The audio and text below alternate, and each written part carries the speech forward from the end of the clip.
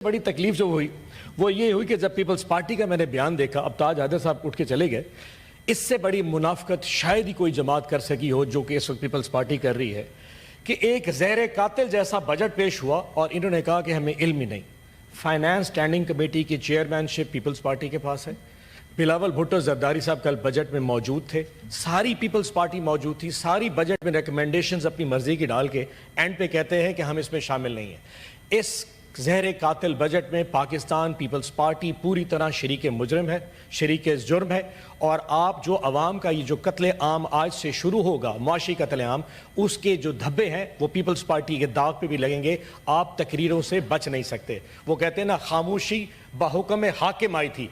पहले कहा था बोलेंगे हम, पीपल्स पार्टी स्टैंड लेगी, फिर ऊपर से हुक्म सादिर हुआ कि जाओ इजलास में बैठो। और कल सारी की सारी पीपल्स पार्टी चुप करके हाथ सामने रख के उसमें मौजूद थी। आप लोग भी इसमें शामिल हैं। दो चीज़ों की क्लैरिफिकेशन कामरान साहब ने रेज़ की, मैं क्लियर कर दूं। एजाज चौधरी साहब के हवाले से प्रोडक्शन ऑर्डर मैं बारहा दरख्वास्त करता हूँ, आज फिर दरख्वास्त करूँगा। सर सेनेट का सेशन है लेकिन मुश्किल है आपके लिए भी इशू करना, मैं फिर भी याद कराता रहूँगा। एजाज चौधरी साहब की बेटी की जो वीडियो थी उसमें वो फरमा रहे थे, अपने बेटे को इन्फॉर्म कर रहे थे कि अवाम के जज्बात बहुत ज़्यादा हैं और अवाम ने ये कर दिया है और ये गमले भी टूट गए और ये काम जो चीज़ें बता रहे थे वो अपने बेटे को इन्फॉर्म कर रहे थे, ये नहीं कर रहे थे मैंने कहा। और उसको फिर उठा के उन बेचारे को इस वक्त 1 साल से जेल में डाला हुआ। रिजीम चेंज की उन्होंने बात की, वो भी क्लियर कर दूं। वो सिर्फ ये था, हमें एतराज़ रिजीम चेंज का भी नहीं था, हमें एतराज़ वो जो एक मंडी लगाई गई थी जिसमें 20 से ज़्यादा अरकान कौमी असम्बली जो पाकिस्तान तहरीक इंसाफ के थे, जिनको 20-20 करोड़ दे के परचेज करके हमसे उठा के सिंध हाउस में रखा गया ताकि हमारी हुकूमत गिराई जा सके, सिर्फ अमरीका सरकार को खुश करने के लिए। हमें सिर्फ उस पर एतराज़ था। चलें अब बजट पे चलते हैं। सर बजट बड़ा ही ज़बरदस्त 19 खरब का बजट है। सर मैं हैरान हुआ, ऐसे सुबह से जितनी तकरीर है उसमें किसी ने बजट के नंबर्स पे बात नहीं की, लेकिन मैं थोड़ा सा नंबर्स पे लेके चलूंगा। 19 खरब का बजट है सर, और इसमें जो सबसे मज़ेदार चीज़ है वो है रेवेन्यू कलेक्शन के टैक्सेस कितने होंगे। सर टैक्सेस की जो अमाउंट दी है सर वो उन्होंने 38% इस साल बढ़ा दी है और 13.5 खरब रुपए की टैक्स कलेक्शन दिखाई है। इस 13.5 अरब खरब में टैक्स कलेक्शन में जो डायरेक्ट टैक्सेशन है सर, जो कि तनख्वाहों में से किसी का काटा जाएगा या एट सोर्स डिडक्शन की जाएगी, वो 5.5 खरब रुपए की है।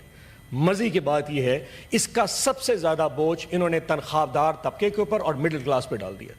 हुआ क्या, हमें इन्होंने कहा जी कि 20% तनख्वाहें बढ़ा दी। कल से सारे सरकारी मुलाजिम बड़े खुशी बड़े खुश, पाकिस्तान मुस्लिम लीग नून ने 20% तनख्वाहें बढ़ा दी। मैं आज सुबह सैलरी का स्लैब लेके आया सर, क्या कमाल चीज़ है, थोड़ी कैलकुलेशन दूसरा पाकिस्तान को भी पता लगे इशू क्या है। एक वो शख्स जिसकी 1 लाख रुपए तनख्वाह है सर, 12 महीने में वो 1 लाख अपना 12 लाख रुपए कमा लेता है। इससे पहले वो टैक्स देता सर 15,000 रुपये फिक्स टैक्स था और 12.5% के हिसाब से वो टैक्स देता था, जो कि 1.5 लाख बनता है। 1.5 लाख जमा 15,000, 1,65,000 टैक्स डिडक्ट करता था। इस दफ़ा हुकूमत ने क्या किया, उन्होंने फौरी तौर पे टैक्स बढ़ा के उसको अब 12.5% था उसको 15% कर दिया, जो कि अब बनता है 1.5 लाख रुपया, 1,80,000 रुपया, और फिक्स टैक्स कर दिया 30,000। ये हो गए 2,10,000 रुपये। सो इससे पिछले साल में वो टैक्स देता था 1,65,000, अब टैक्स देगा 2,10,000। फ़र्क आ गया सर 45,000 का। इन्होंने कहा जी हमने 20% तनख्वाहें बढ़ा दी। 20% तनख्वाहें बेसिक पे बढ़ती है। जिसकी 1 लाख तनख्वाह होती है उसकी बेसिक पे 30,000 से 35,000 रुपए होती है। उस 30 या 35,000 के ऊपर जो 20% है वो पूरे साल की जो बनता है सर, मैंने हिसाब लगाया, वो बनता है 48,000 रुपया। सो आपने 48,000 की तनख्वाहें बढ़ा दी लेकिन 45,000 का टैक्स लगा दिया। उसकी जेब में कितने बचे? 3,000 रुपए। टोटल 3,000 पूरे साल में बचेंगे। ऊपर से जुल्म चेक करें, इनडायरेक्ट टैक्सेशन सर 7.5 खरब रुपए का, इनडायरेक्ट टैक्सेशन 7.5 खरब का। और उसमें सबसे बड़ी अमाउंट क्या है? पेट्रोलियम की लेवी, यानी कि जो पाकिस्तान तहरीक इंसाफ अपने दौर में हमने 60 रुपए तक मैक्सिमम लेवी रखी थी, इन्होंने बढ़ा के उसको 80 रुपए कर दिया है। 80 रुपए से क्या होगा, और हमने सर 60 रुपए जो रखी थी, हम 35 रुपए से ऊपर कभी भी नहीं गए, इन्होंने 60 को 80 रुपए कर दिया है। इसका मतलब यह है कि अवाम अब 20 रुपए इस पूरे साल में पेट्रोल की कीमत बढ़ेगी। वो जो 3,000 रुपए एक तनख्वाहदार तबका इस टैक्स में से 20% तनख्वाह के बस बचा रहा था, जब 20 रुपए लीटर पेट्रोल बढ़ेगा तो वो और पूरे खानदान के ऊपर जो असर आना है पूरे महीने पूरे साल का, वो 40 से 50,000 रुपए आएगा। बचेगा उसके पास 40,000 और इस हुकूमत के पास चला जाएगा। सो मैं ये बता दूं उस पूरे अवाम को भी और इस हुकूमत को भी कि आपके 20% जो आपने इजाफा दिया है उसकी वजह से मिडिल क्लास पूरी दब चुकी है, क्योंकि आपने जो टैक्स स्लैब बढ़ाए वो बेचारा दब गया। और ये सिर्फ और सिर्फ सरकारी मुलाजमीन के लिए है। آپ نے جو ٹیکس سلیب بڑھائی ہے وہ تو تمام پاکستان کے تمام ملازمین کے لیے ہے جو کہ سرکاری نہیں ہے. اب جو پرائیویٹ چیپٹر میں کام کرتا ہے, کسی غیر سرکاری کمپنی میں کام کرتا ہے, اس کی تنخواہ تو اس کی کمپنی نہیں بڑھائے گی. وجہ کیونکہ پاکستان میں جو انکم ہے وہ تو نہیں بڑھ رہی. تو کمپنیز اور فیکٹریز اگر پیسے نہیں بڑھائیں گی تو انہوں نے تو اپنے لوگوں کی تنخواہیں نہیں بڑھانی. سو وہاں اس کی تنخواہ بھی نہیں بڑھی اور آپ کا ٹیکس سلیب بڑھ گیا, وہ بھی برباد ہو گیا. سو ایک تو میرا یہ تھا کہ انہوں نے جو یہ ظلم کیا ٹیکس بڑھا کے, یہ پاکستان کی عوام کے اوپر بہت بڑا ہتھوڑا مارا. دوسرا سر جب بھی بجٹ پیش کیا جاتا ہے ایک ویژن دیا جاتا ہے اکنامکس کا کہ جی ہم پاکستان کو کدھر لے کے جانا چاہ رہے ہیں. ابھی پورا کا پورا ایک کانوائے جناب پاکستان مسلم نون کا اور گورنمنٹ کا چائنا گیا ہوا تھا. بڑے بڑے لوگ بھی گئے ہوئے تو سوٹ پہن کے ہمیں فوٹو دکھائی کہ بس سارے ون پیج پہ اکٹھے چلتے نظر آ رہے تھے. حیران ہوں سر, یہ وہاں پہ چائنا میں ایک شہر کے ڈپٹی میئر سے مل کے آئے ہیں جس شہر کی ویلیو پاکستان میں وہی ہے جو ایک ملتان کی ویلیو ہے, وہاں چائنا کا ملتان کے ڈپٹی میئر سے مل کے واپس آ گئے. بھئی آپ نے جا کے ان سے سیکھنا ہے تو ان کے ویژن سے سیکھیں, ان کے اسپیشل اکنامک زون سے سیکھیں. یہاں پہ 9 اسپیشل اکنامک زونز ہیں. بجٹ میں ایک ایسا چیپٹر نہیں رکھا کہ سی پیک کے اوپر ان اسپیشل اکنامک زون میں کوئی ایک فیکٹری لگا دے, ان پروڈکٹس اور گڈز اینڈ سروسز کے لیے کوئی مراعات بنا دے. کچھ نہیں رکھنا, صرف چائنا سے بھیک مانگ کے واپس آ جانی. کوئی ویژن ان کے پاس نہیں تھا. حیرانی کی بات یہ ہے, ہمیں کہتے ہیں ہم پی آئی اے بیچ رہے ہیں, ریلوے بیچ رہے ہیں, اسٹیل مل بیچ رہے ہیں. وجہ کیا ہے؟ اس کی وجہ بھی ہے سر, قانون یہ ہے کہ پہلے ایک آرگنائزیشن کو بنایا جاتا ہے, پھر اس میں بھرتیاں کی جاتی ہیں. پی آئی اے میں پاکستان پیپلز پارٹی نے دبا کے بھرتیاں کی ہیں, ساری سیاسی بھرتیاں. ایم این اے تیرے 100 ملازم, فلانے ایم پی تجھے 50 بندے مل جائیں گے. اتنی بھرتیاں کر کے اس پورے کے پورے محکمے کو خراب کر دیتے ہیں. جب وہ محکمہ بگڑ جاتا ہے کہتے ہیں جس کو بیچ دے. یہ اسٹیٹ اونڈ انٹرپرائزز جو ہے نا, یہ پاکستان پہ بوجھ ہے, اب ان کو بیچ دیا جائے. او حضور, اپنی صلاحیت پیدا کریں. آپ پی آئی اے, ریلوے, اسٹیل مل جیسے محکمے چلا کے دکھائیں. اسی لیے آپ حکومت میں بیٹھے ہیں. اگر جائیدادیں بیچ کے آپ نے پاکستان چلانا ہے تو پھر پارلیمنٹ بھی بیچ دیجئے.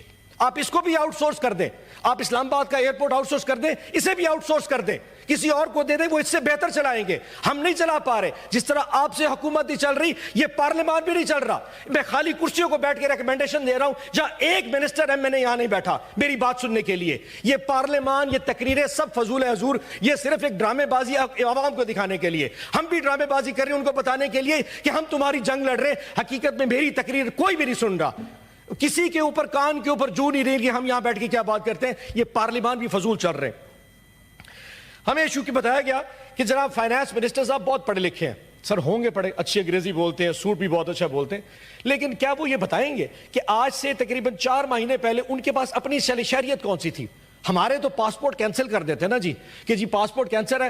آپ سارے کے سارے, کیونکہ جو لوگ جا کے اسائلم سیکر انگلینڈ, امریکہ, آسٹریلیا جا رہے ہیں, ان کے پاسپورٹ کینسل کر دو. یہ دوسری شہریت نہیں رکھ سکتے. صاحب بہادر خود ہالینڈ سے واپس آئے ہیں, ان کے پاس دوہری شہریت ہالینڈ کی تھی. مارچ میں انہوں نے ہالینڈ کی شہریت چھوڑی ہے اور پاکستان کے وزیر خزانہ بن چکے. بھئی ہالینڈ کے شخص کو کیا پتا کہ کاموکی میں کیا مسئلہ ہے, اس کو کیا پتا راجن پور کی تحصیل جامپور میں کیا مسئلہ چل رہا ہے. وہ بیٹھ کے اسلام آباد ٹھنڈے آفس میں ایک سوٹ پہن کے آتا ہے, میں نے بہت سٹرکچرل ریفارمز کر دی ہیں. تمہیں کیا پتا ہالینڈ کی تکلیفیں اپنے برداشت کرو گے یا ہمارے یہاں پاکستان کی تکلیفیں تو بتائیں. امپورٹڈ ایک فائنانس منسٹر ہم پہ نافذ کر دیا جس کو پتا کک نہیں ہے, اور ملا ان کو بھی جہیز میں. جب یہ سارے اکیلے ملتے ہیں مجھے بھی کہتے ہیں یہ پتہ نہیں کیا ظالم 2 چیزیں میں تحفے میں دے دی ہیں, ایک وزیر داخلہ, ایک وزیر خزانہ. لیکن حضور اب برداشت کیجئے گا. اگلا سر, ہمیں کہتے ہیں جی 3.5% کا گروتھ. بھئی ہمارے دور میں 6% پہ, باقی کامران صاحب آپ کے لیے, ہمارے دور میں 6% کا گروتھ تھا جب حکومت چلا رہے تھے, جب آپ ریجیم چینج لے کے آئے. آج 3.5% کے اوپر ساری کی ساری گورنمنٹ بڑے تبلے بجا رہی ہے جی بڑی گروتھ ہوگی. 3.5% تو شاید اس ٹائم مالدیپ اتنا سا جزیرہ ہے, اس کی گروتھ بھی اس سے زیادہ ہوگی جس کے پاس ٹورزم کے علاوہ کچھ نہیں ہے. بنگلہ دیش, نیپال, بھوٹان, پورے اس وقت ایشین کنٹریز میں سب سے کم گروتھ پاکستان کی ہے, کیونکہ یہاں پہ نااہل لوگ ہم پہ نافذ کر دیے گئے ہیں. مزے کی بات, جب ان سے ایگریکلچر کا ٹائم تو ہو گیا سر 20 منٹ تو میں بولوں گا, اور تو کچھ ہے کوئی نہیں, 20 منٹ آپ انجوائے کریں سر, بہت بول لیجیے سر 20 منٹ. اچھا سر 5-7 منٹ اور. جی جی جی. ایگریکلچر کے لیے ان سے سوال پوچھا, ایگریکلچر کے لیے سوال پوچھا تو ہمیں کہتے ہیں جی 2% ایگریکلچر کے لیے رکھا ہے. یعنی کہ پورے پاکستان کی اکانومی 70% کسان پاکستان میں بنتا ہے, اس کے لیے صرف 2%, 15 ارب روپے کا بجٹ پورے پاکستان کی زراعت کے لیے رکھ دیا گیا ہے. جناب آپ نے گندم نہیں لینی, مت لیجئے. آپ 4000 پہ گندم نہیں لے سکتے, آپ پاس اہلیت نہیں ہے.